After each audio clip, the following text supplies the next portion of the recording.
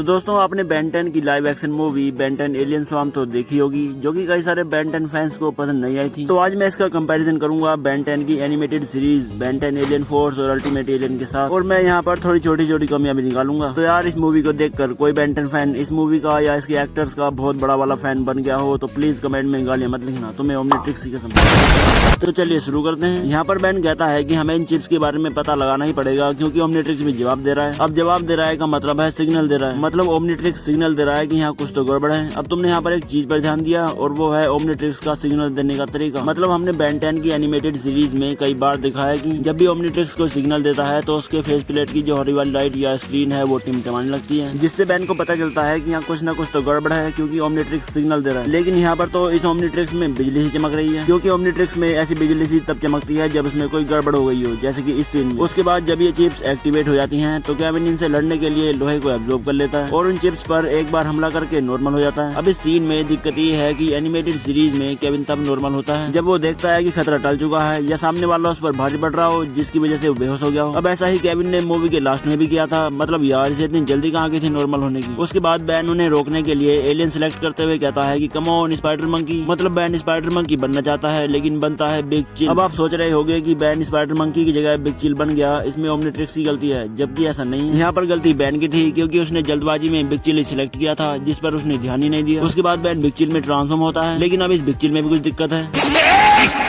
अरे मेरा मतलब बिग चिल में कोई दिक्कत नहीं है, दिक्कत है उसके ओमनिट्रिक्स के कलर में, जो कि अगर आप ध्यान से देखोगे तो आपको पता चलेगा कि वो ब्लैक और व्हाइट कलर का है, जो कि होना चाहिए था ब्लैक और ग्रीन कलर का। इसके अलावा इसकी आंखें भी व्हाइट हैं, क्योंकि एनिमेटेड सीरीज में बिग चिल की आंखें भी ग्रीन होती हैं। चलो आंखों से तो कोई परेशानी नहीं है, कम से कम ओमनिट्रिक्स का कलर तो ग्रीन होना चाहिए था ना। चलो अब आगे बढ़ते हैं। उसके बाद वेलिडस बहुत सारी नैनो चिप्स से ग्वेन पर हमला करता है और वो उनसे बचने के चक्कर में गिर जाती है। तो अब आप कहोगे कि इसमें क्या दिक्कत है? तो दिक्कत ये है कि जरा सोचो, सेम यही वाली सिचुएशन अगर एनिमेटेड सीरीज में ग्वेन के साथ होती तो वो क्या करती? क्या वो इसी तरह इन चिप्स से बचने की कोशिश करती? तो जवाब है नहीं। तो जैसे ही वेलिडस उस पर चिप से हमला करता तो वो तुरंत ही एक एनर्जी शील्ड बना देती, जिससे वो बड़ी आसानी से उन चिप्स से बच जाती। उसके बाद जब बेन अलीना के साथ उन चिप्स का पता लगाने के लिए जाता है तो वहाँ पर कुछ लोग जो कि उन चिप्स के कंट्रोल में थे उन्हें घेर लेते हैं, जिसके बाद बेन ओमनिट्रिक्स का इस्तेमाल करने की कोशिश करता है लेकिन नहीं कर पाता। और इस सीन को देखने के बाद मेरा रिएक्शन कैसा था आप ये एडिट की हुई वीडियो देखो, क्योंकि इस सीन को देखने के बाद मेरा सेम यही रिएक्शन था।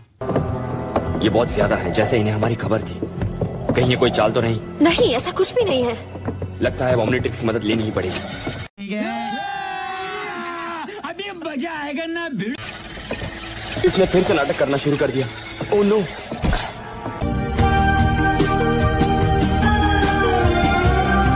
तो क्या आपका रिएक्शन भी कुछ ऐसा ही था? कमेंट करके जरूर बताना। तो चलिए अब बात करते हैं इस मूवी के सबसे दमदार सीन, यानी कि जब बेन ह्यूमंगसौर में ट्रांसफॉर्म होकर उन चिप्स से फाइट करता है। तो जब बेन ह्यूमंगसौर में ट्रांसफॉर्म हो जाता है तो वो अपने नाम को शॉर्ट आउट नहीं करता बल्कि दहाड़ता है, जो कि देखने में काफी ज्यादा रियलिस्टिक लगता है। और इस थोड़ी देर के सीन में ह्यूमंगसौर एक शब्द भी नहीं बोलता, बस जल्दी से आता है और उन चिप्स को खत्म करके चला जाता है। मतलब ऐसा लगता है जैसे ह्यूमंगसौर को और भी बहुत सारे काम हो, बस जल्दी से आया और उन चिप्स को खत्म करके।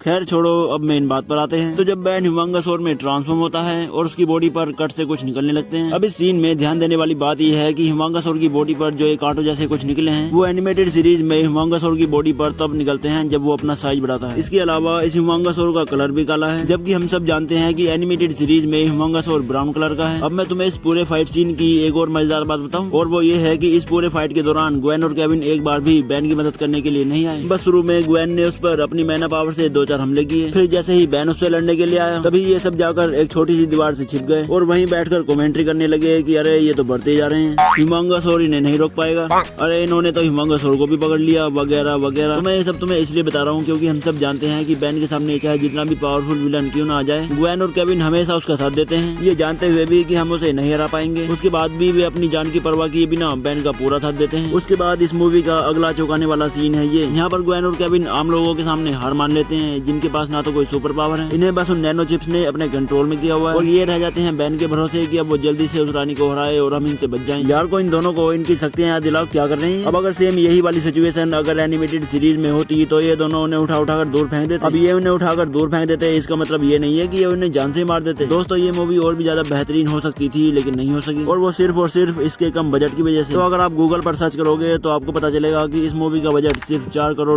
यानी कि इंडियन करेंसी में 332 करोड़ 2 लाख रुपए था, जो कि इस तरह की एक्शन वाली और जिसमें एलियन दिखाए जाने हो इस तरह की मूवी के लिए ये बजट बहुत ही कम है। तो कुल मिलाकर अपने बजट के हिसाब से ये मूवी बहुत ही बढ़िया थी, लेकिन हम बेन 10 फैंस की एक्सपेक्टेशन के हिसाब से थोड़ी हल्की रह गई। तो मैं तुम्हें इस मूवी के एक्टर्स को लेकर अपनी पर्सनल ओपिनियन देता हूँ, लेकिन उससे पहले बता दूं कि इस पर्सनल ओपिनियन को सुनकर कमेंट्स में कुछ भी गालियां मत लिखना, तुम्हें फिर से ओमनिट्रिक्स की कसम। हाँ ठीक है। तो इस मूवी के सभी एक्टर्स अच्छे थे, सब एनिमेटेड सीरीज के आर्ट स्टाइल के हिसाब से शूट भी कर रहे थे, लेकिन बैन वाले जो एक्टर हैं यानी कि रियान केली, ये बैन के रोल के लिए मुझे सही नहीं लगे। मैं यहाँ पर एक्टिंग की बात नहीं कर रहा हूँ, क्योंकि एक्टिंग तो इन्होंने जबरदस्त की थी। मैं बात कर रहा हूँ दो चीजों की। पहला तो इनका फेस कट, क्योंकि एनिमेटेड बैन का फेस थोड़ा गोल सा है, लेकिन रियान केली का थोड़ा अलग है। लेकिन जब बैन 10 जनरेटर एक्स मूवी आई तो उसमें बैन का फेस कट बदल दिया गया और रियान केली का फेस कट इस मूवी के बैन जैसा ही है। इसीलिए मेरी जो ये बात है रियान केली को लेकर कि उनका फेस कट बैन जैसा नहीं है, वो बिल्कुल गलत है। तो चलो अब दूसरी बात करते हैं कि क्यों मुझे रियान केली बैन के रोल के लिए सही नहीं लगे। तो अगर आप एनिमेशन वाले बैन और केविन को देखोगे तो तुम्हें पता चलेगा कि बैन केविन से हाइट में थोड़ा छोटा है, क्योंकि वो केविन से 1 साल छोटा है और वो शरीर में भी केविन से बहुत हल्का है। इसी वजह से वो गुस्से में कभी कभार बैन का कॉलर पकड़ लेता है या उसे उठाकर फेंक भी देता है। लेकिन इस मूवी में जो बैन दिखाया गया है वो हाइट में केविन के जितना ही है और शरीर में भी उससे बिल्कुल कम नहीं है। और तुम खुद सोचो, अगर कभी इस केविन को गुस्सा आता तो क्या वो सच में इस बैन का कॉलर पकड़ लेता?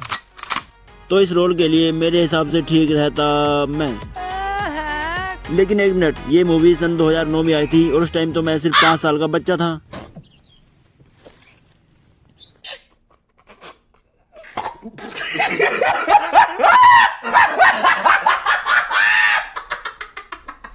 तो इस रोल के लिए मेरे हिसाब से टॉम हॉलैंड जैसा कोई एक्टर सही लगता। ध्यान से सुनना, मैंने कहा टॉम हॉलैंड जैसा, टॉम हॉलैंड नहीं, क्योंकि according to Google Tom Holland का जन्म 1996 में हुआ था और ये मूवी सन 2009 में आई थी और उस समय टॉम हॉलैंड की उम्र सिर्फ 13 साल थी। लेकिन हाँ, अब वो इस रोल के लिए एकदम परफेक्ट है। तो अगर आप में से कोई ऐसा है जिसने बेन 10 एलियन स्वार्म मूवी नहीं देखी है तो आप उसकी एक्सप्लेनेशन वीडियो देख सकते हैं। डिस्क्रिप्शन में उसका लिंक है, आप चाहें तो उस पर क्लिक करके देख सकते हैं। तो आपको ये वीडियो कैसी लगी कमेंट करके जरूर बताना। उम्मीद तो यही है कि आपको पसंद आई होगी। तो अगर आपको ये वीडियो जरा से भी पसंद आई हो तो वीडियो को लाइक और चैनल को सब्सक्राइब जरूर करना। प्लीज यार कर दो सब्सक्राइब, बहुत खुशी मिलती है।